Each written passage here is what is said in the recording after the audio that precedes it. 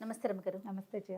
రమగారు, స్త్రీలు ఒక 50 ఏళ్ళు దాటిన తర్వాత ప్రతి ఒక్కరు ఎదుర్కొనే సమస్య మెనోపాజ్.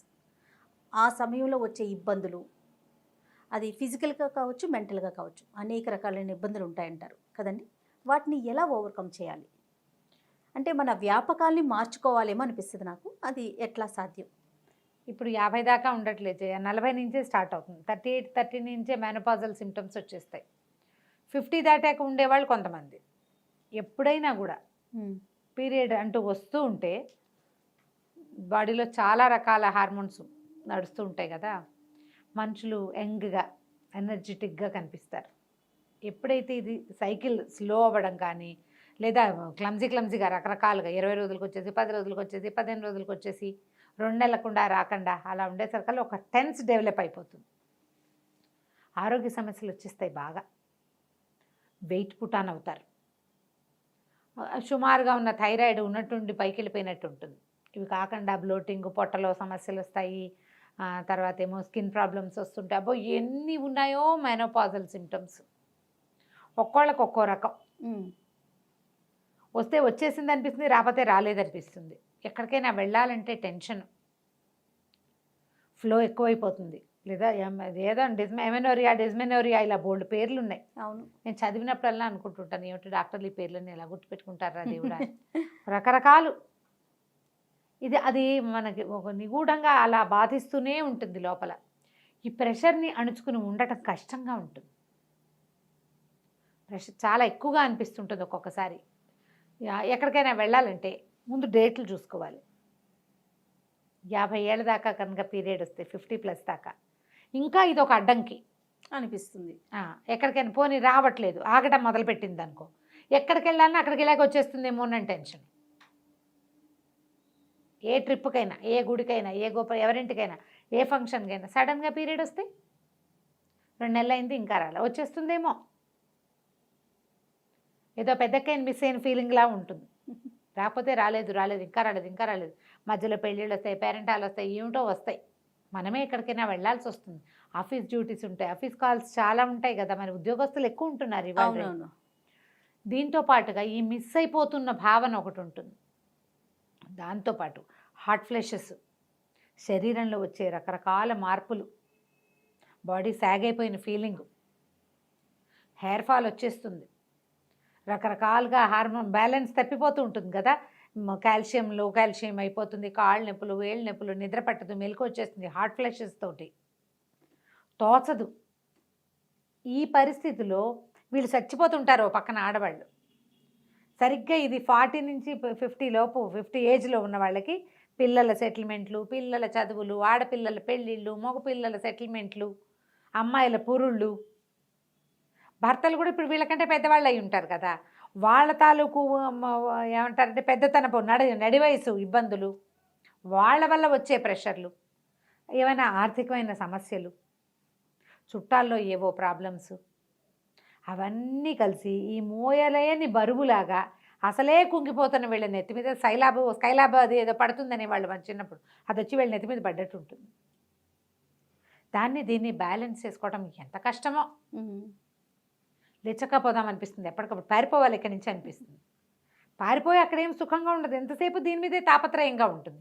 ఇంట్లో ఉండలేరు, పడుకోలేరు, కూర్చోలేరు.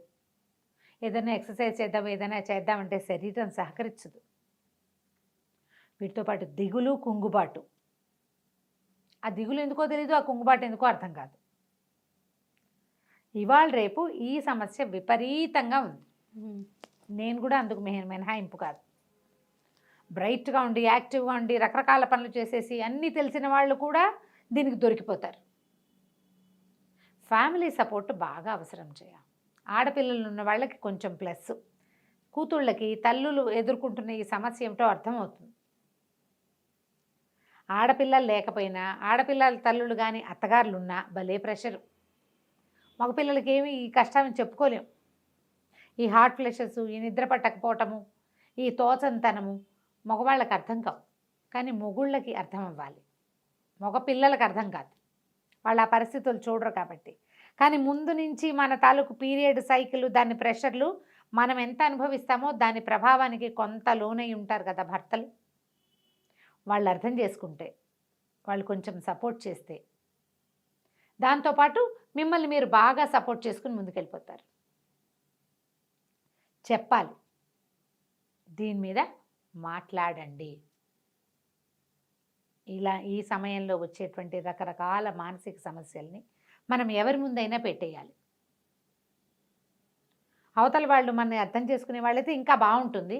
ఆటే అర్థం చేసుకోకపోయినా నాకు తిక్కగా ఉంది, నువ్వు అనవసరంగా విసిగించద్దు అని చెప్పగలగాలి.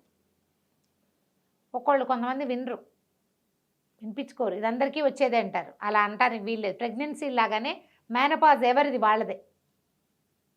ఏ ప్రెగ్నెన్సీకి ఆ ప్రెగ్నెన్సీ లాగానే అవునవును, మెనపాజ్ కూడా ఖచ్చితంగా ఎవరి సిమ్టమ్స్ వాళ్ళవి. మెనపాజ్ సార్వజనీనమైంది, అందరికీ వస్తుంది. కానీ అందులో ఉండే ఆ సిమ్టమ్స్ మారుతాయి.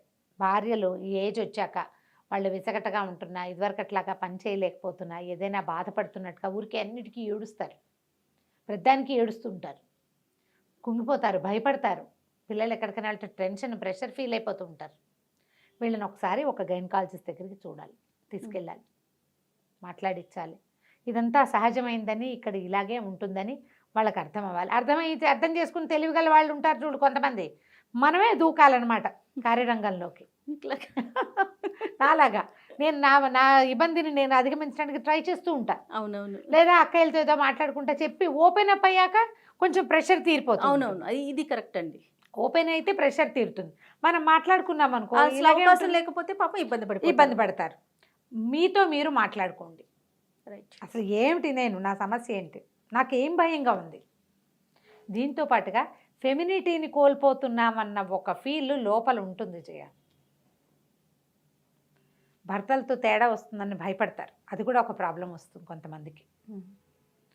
దీన్ని అధిగమించాలంటే ముందు మనని మనం యాక్టివ్గా ఉంచుకోవాలి, మోటివేటెడ్గా ఉంచుకోవాలి. మనకు మనమే మోటివేట్ చేసుకోవాలి ఎప్పుడు.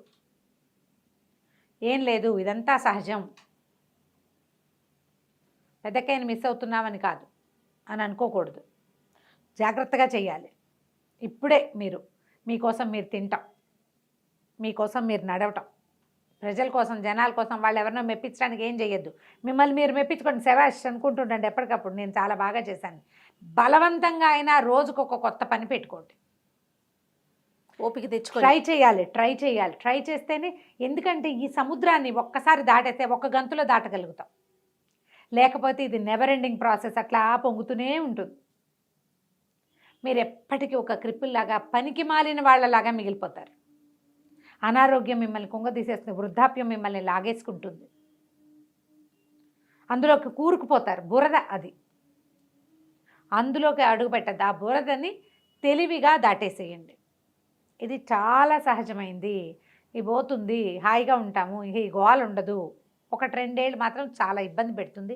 ఎప్పుడు వస్తుందో తెలీదు, ఎలా వస్తుందో తెలీదు, ఎక్కడికైనా వెళ్తే వచ్చేస్తుందేమోనని భయం ఉంటుంది. ఎప్పుడు కాషియస్గా ఉండండి. వచ్చేస్తుంది, ఏమైనా సరే. నేను మానేను, ఏది మాను, నేను ప్రయాణాలు మానుకోను, పెళ్ళిళ్ళు మానుకోను, ఫంక్షన్ ఏది దానికోసం మానేస్తే అది రాదు, ఇవి మానేస్తాము, దిగులు అయితే అవుతుంది. ఏమవుతుంది, గడుదు కూడా అప్పుడే అక్కడి నుంచి తిరిగి వచ్చేస్తా. ఈ తెగింపు కనుక వస్తే, ఇదంతా మన అమ్మ మన అక్క అందరూ చూసిందే. అవును, ఏం కొత్తది కాదు.